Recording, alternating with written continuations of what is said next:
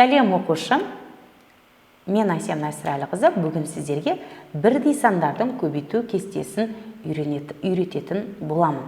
Біз алдыңғы сабақтарда бұл мәндерді жаттап кеткен болатынбыз, бірақ сонда да осы сабақта сендерге тереңдетіп, яғни толық соны түсініп алуларыңа мен бүгін жағдай жасап, оны әрбір элементін сіздерге түсіндіретін боламын.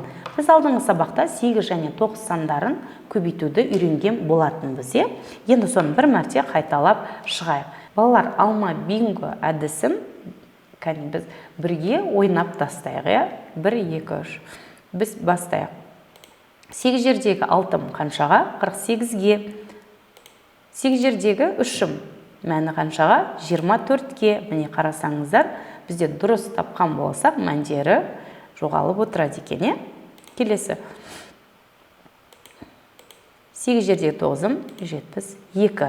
Міне балалар, ендеше бір қайталайық. 8 жердегі 8 қанша? 64. 8 жердегі 9 72. 9 санын қайталайық. Бірге алма бинго ойын ойнайық. 9 жердегі 1 қанша? 9-ға тең. 9 жердегі 4 36-ға тең. Жарайсына, тамаша балалар. Так, басайық барабан.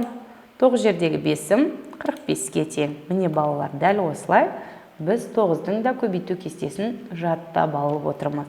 9 жердегі 9-мыз қаншайды? 81. Біз алдыңғы сабақта 9-дың көбейту кестесіне бір ғана мәнді жаттаған болатынбыз. Енді бүгін сіздерге бірдей сандардың көбейту кестесін үйренетін боламыз. Қараңыздар, кез келген бірдей саны бірге көбейткен кезде не болады екен? Мысалы, 1-ді 1-ге көбейтсек, яғни сол санның өзі шығып отырады екен. Кез келген бірдей сандарды көбейтуді үйренейік.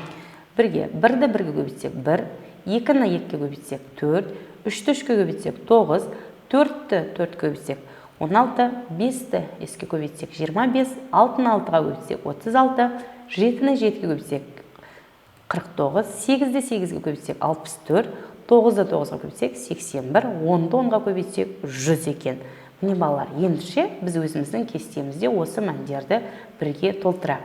2-ні 2-ге көбейтсек 4, 3-ті 3-ге көбейтсек 9, 4-ті 4-ге көбейтсек 16, 5-ті 5-ге көбейтсек 25, 6-ны 6-ға көбейтсек 36, 7-ні 7-ге көбейтсек 49, 8-ді 8-ге көбейтсек 64, 9-ды 9-ға көбейтсек 81, 10-ды 10-ға көбейтсек 100 екен. Міне балалар, қарасаңыздар, бірдей сандарды біз көбейттік. Байқасаңыздар, біздің көбейту кестесінде, біз жаттаған көбейту кестесінде дәл осы бірдей сандарды көбейткендегі мәндермен басталып отырған екен. Осы бір ерекшелікті кім байқады? Жарайсыңдар. Сендер бұл ерекшелікті де байқағандарыңды біліп отырмын.